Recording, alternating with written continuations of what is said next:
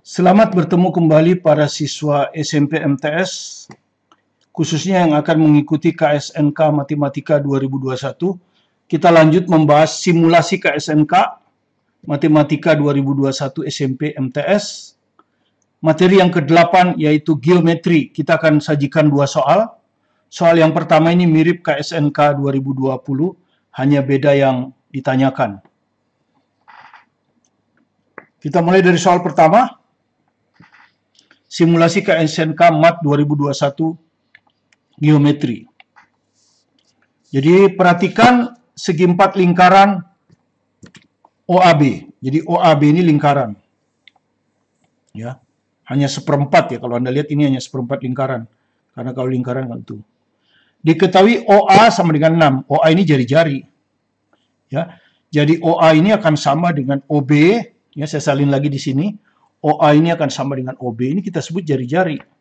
Ya, 6 cm. Ini juga jari-jari. Ya, ini juga jari-jari. OD ini juga jari-jari. Ini. Kemudian, jadi selalu kita tulis yang diketahui. OCDE adalah persegi panjang. OCDE adalah persegi panjang. Dengan keliling 16. Jadi keliling persegi panjang OCDE itu 16 cm. Ya. Diketahui ini. Oke. Kemudian jika luas daerah yang berwarna hijau, jadi luas daerah yang berwarna hijau ini yang diarsir itu AP plus B. Jadi bisa ditulis sebagai AP plus B. A nggak tahu, B nggak tahu. Centimeter kuadrat. Berapakah nilai dari A tambah B? Berapakah nilai A tambah B? Gitu ya, itu yang ditanya. Jadi diketahui sudah kita tulis, ditanya udah kita tulis. Sekarang kita mulai analisis. Yang luas hijau ini kan yang ditanya. Luas yang hijau ini kan sama dengan luas seperempat lingkaran, ya. Jadi sama dengan luas seperempat lingkaran, ya. Dikurangi luas persegi toh. Dikurangi luas persegi. Persegi panjang, sorry. Bukan persegi itu, persegi panjang. OCDE. Nah. Oke, sekarang kita masukkan dulu ya. Yang bisa kita hitung baru luas seperempat lingkaran. Luas seperempat lingkaran bisa kita hitung. Kenapa? Karena luas lingkarannya tahu PR kuadrat kan. PR kuadrat Pi-nya nanti bisa hilang karena yang ditanya A plus B ya. Jadi Pi biarkan saja. Jadi seperempat kali Pi. Sementara jari-jari kan diketahui ini. 6 kuadrat 36 bagi 4 9 pi. Nah, yang ini sudah dapat 9 pi. Nah, masalahnya kita harus mencari luas persegi panjang ini. Jadi misalkan saja ini X. Misalkan ini Y. Nah, ya toh? Maka luas persegi panjang itu adalah X kali Y. Jadi kita harus cari X-nya berapa, Y-nya berapa. Nah, untuk itu yang diketahui adalah keliling. Data keliling belum kita pakai kan? Ya. Kita mulai dari keliling. Apa sih keliling persegi panjang OCDE itu? Ya. Kalau Anda lihat di sini saya misalkan X ya. Ini saya misalkan Y. Maka kelilingnya X-nya ada 2. Y-nya juga ada 2. Jadi keliling itu 2 kali X plus Y. Kan gini. Dan ini diketahui sama dengan 16. Ini 16. Nah, dari sini saya tahu X plus Y kan. 16 bagi 2, 8. Sekarang Anda perhatikan ya. Nanti di sini R ini diketahui. Jadi nanti saya akan pakai dalil Pitagoras. X kuadrat plus Y kuadrat. Karena itu ini saya kuadratin. Supaya muncul X kuadrat plus Y kuadrat. Karena itu saya kuadratin ini.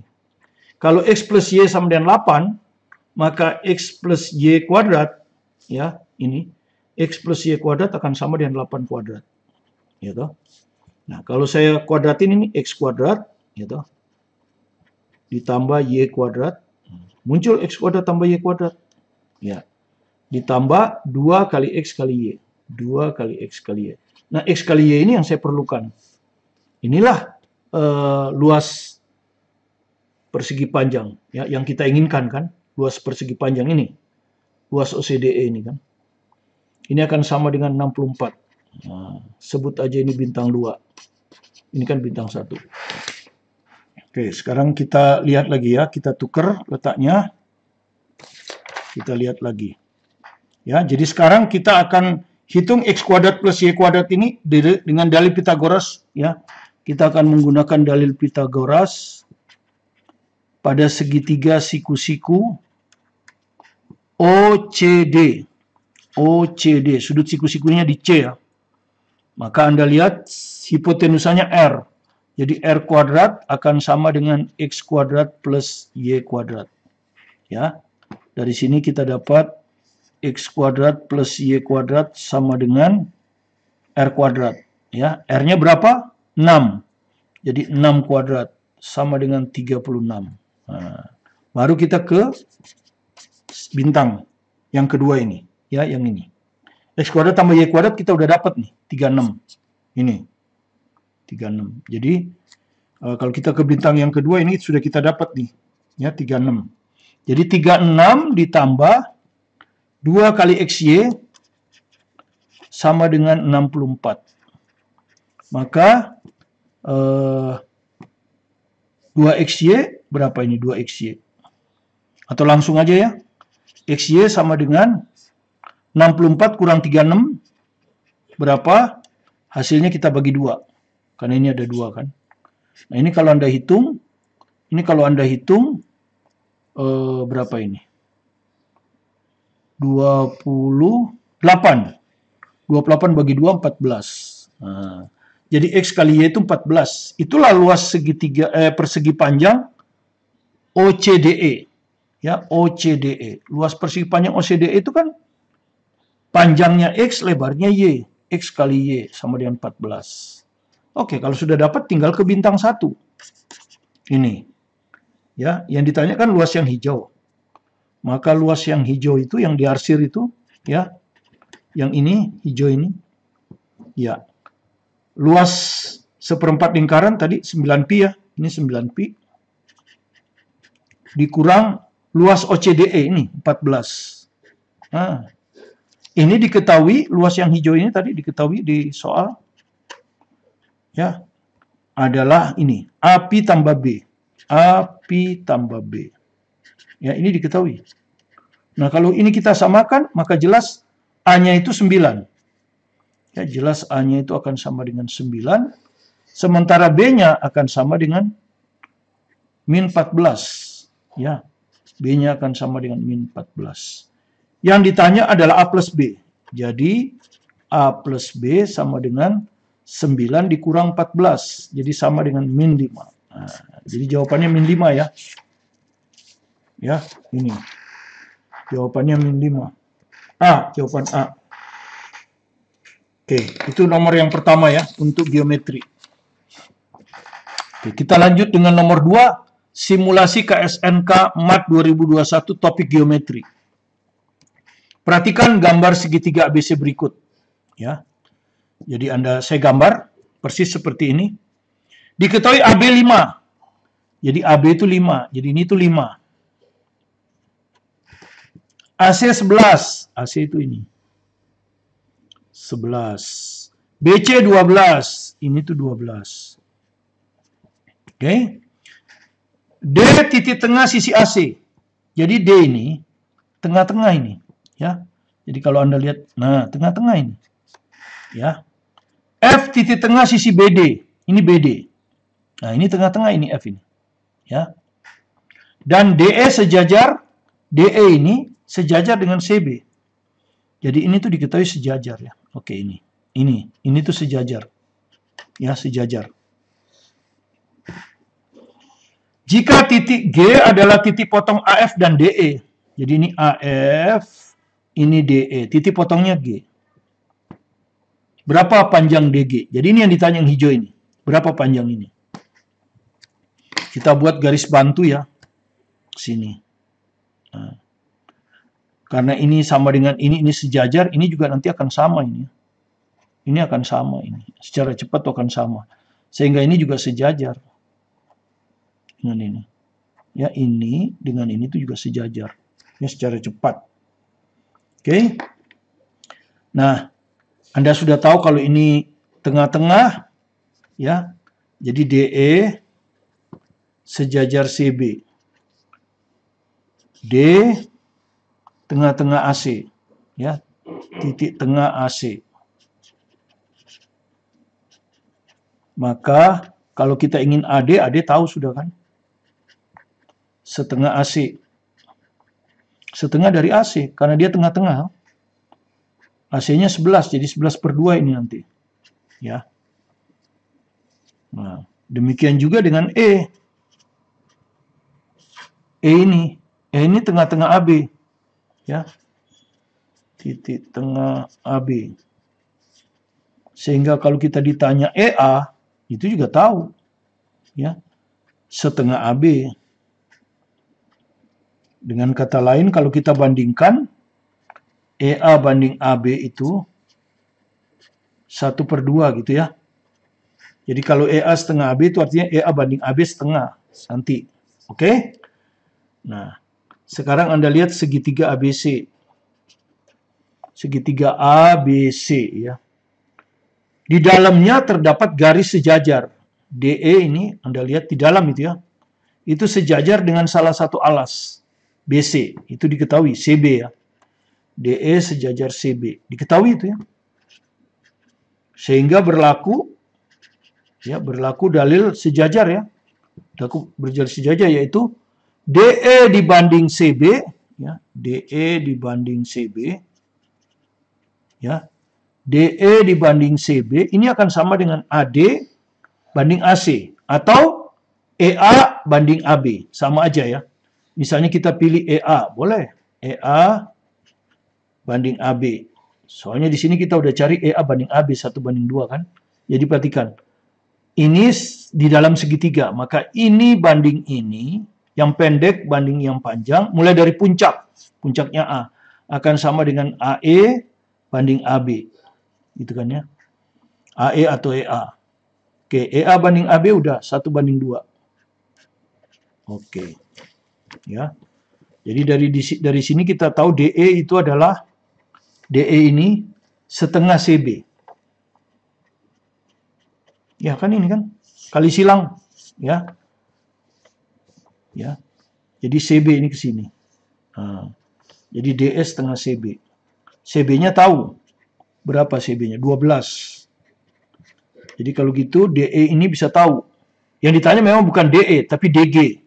Ya. Setengah kali 12, 6. Oke. Jadi DE udah tahu ya. DE yang ini udah tahu. Tinggal kita bisa tahu DG dibanding EG, selesai. Ya, dan ingat DE ini adalah DG, ya. DE ini adalah DG ditambah EG, ya. Yang ditanya ini. Sehingga kalau kita bisa tahu DG banding EG, maka bisa kita hitung DG-nya. Oke. Oke, nah kita akan berusaha ngitung bagaimana EG ini dibandingkan dengan GD ya. EG itu ada di segitiga yang kecil ini, ya. Jadi kalau Anda perhatikan, EG itu ada di segitiga EGF ya. Sementara GD ini ada di segitiga ini pokoknya, DFG lah ya. Segitiga. Oh ini, sorry, ini dengan ini. Karena ini bertolak belakang ya. Kalau Anda lihat ini kan sudutnya sama ini, bertolak belakang. Jadi kita akan bandingkan segitiga ini dan segitiga ini. Ya, sebangun itu. Dan segitiga DGA. Oke. Ya, jadi kalau saya gambar ini, yang ini saya gambar nih. Ini FA. Saya perpanjang biar kelihatan nih, kalau di situ nggak kelihatan. Ini FA. Jadi kita lihat EG ini ada di segitiga EGF ya, yang ini, yang kecil.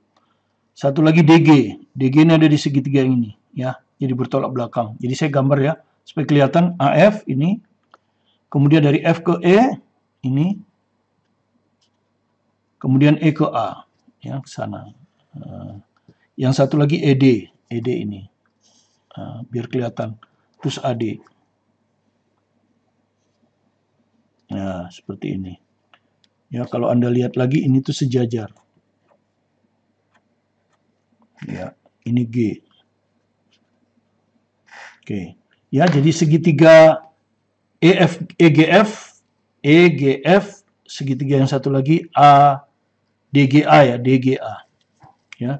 Jadi segitiga EGF, satu lagi segitiga DGA. Nah, itu Anda lihat ya. Anda lihat kalau sudut G, ini kita sebut sudut G1, ini sudut G2. Ini kan bertolak belakang ya. Ya, sudut G1 itu sama dengan sudut G2. Itu namanya bertolak belakang. Ya. Kemudian kalau Anda perhatikan sudut ini. Kalau ini kita sebut E1, ini E2. Dengan sudut ini. Sama ini, kenapa? Ini sejajar. Sejajar dipotong oleh sebuah garis. Maka ini berseberangan. Ini berseberangan. Jadi sudut E2 itu yang ini, sama dengan sudut ini, D. Ini yang disebut istilah kita itu berseberangan. Ya, berseberangan dalam. Ya, kalau anak SMP sebutnya berseberangan dalam. Ya. Nah, kalau suatu dua buah segitiga sudutnya sama, itu pasti sebangun. Ya, saya nggak tahu sebangun itu mungkin begini ya. Maksudnya ini sebangun. Artinya bentuknya sama, ukurannya sih nggak sama. Yang sama bentuknya. Nah, kalau dua sudut ini sama, sudut yang ketiga pasti sama. Ya, sudut yang ketiga ini F, di sini sudut A1, A2. Nah, ini pasti sama. Ya, jadi otomatis sudut ketiga sama ya. Yaitu untuk yang segitiga EGF, sudut ketiganya adalah sudut F. Sementara untuk DGA sudut ketiganya adalah sudut A2. Ya, yang dikasih kode begini. Otomatis itu. Ya, sehingga kesimpulannya segitiga itu sebangun ya. Itu kesimpulan ya. Segitiga EGF sebangun ya. Saya pakai istilah sebangun aja karena saya takut istilah ini salah ya. Sebangun segitiga DGA.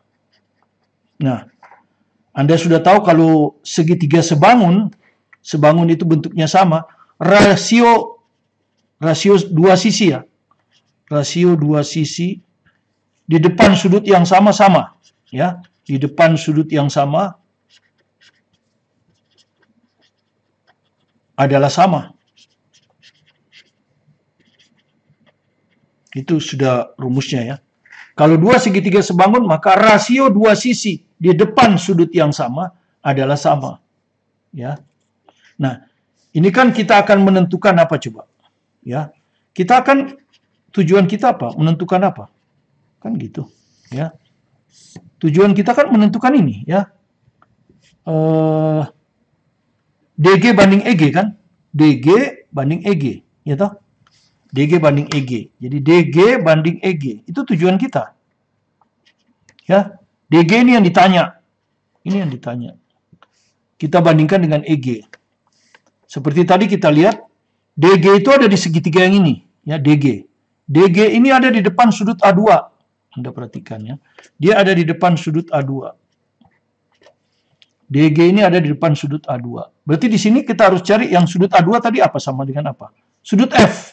Berarti dia akan sama dengan yang di depan sudut F. Oh. Di segitiga yang kecil ini. Di depan sudut F ini apa? EG. Ini. Pas. Ya toh? Pas sudah. Itu tujuan kita ya. Tujuan kita itu akan menentukan DG dan EG.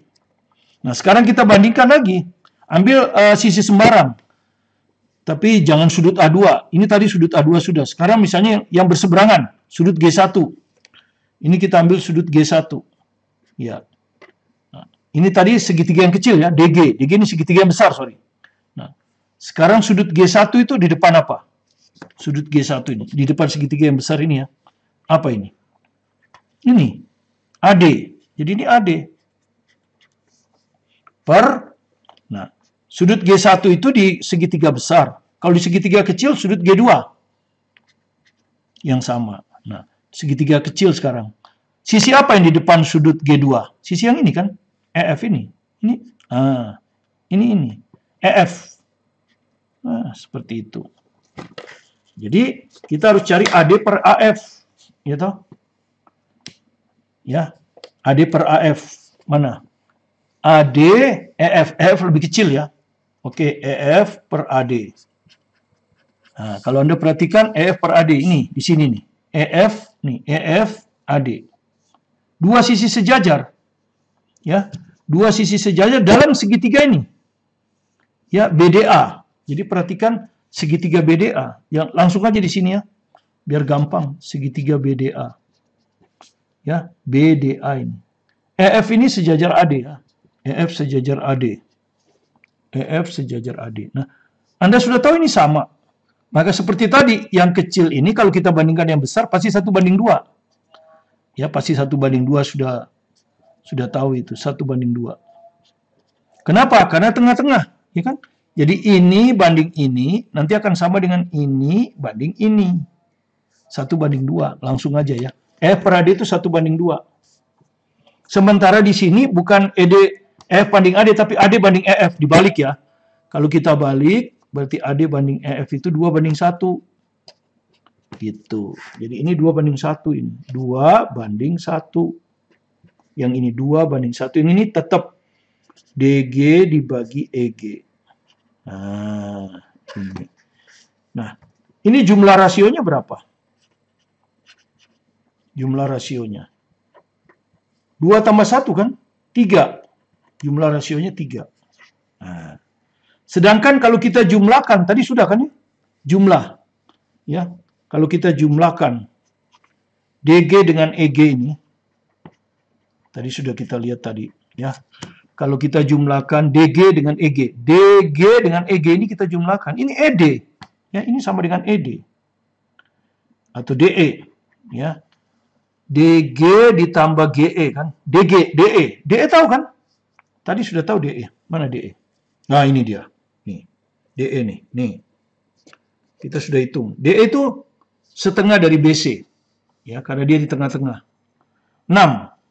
Nah, ini kita tahu 6. Nah, dengan demikian DG bisa kita hitung. Ya, berapa DG? DG yang ini. Jumlah rasionya 3. Jumlahnya 6, jadi 3 itu milik 6.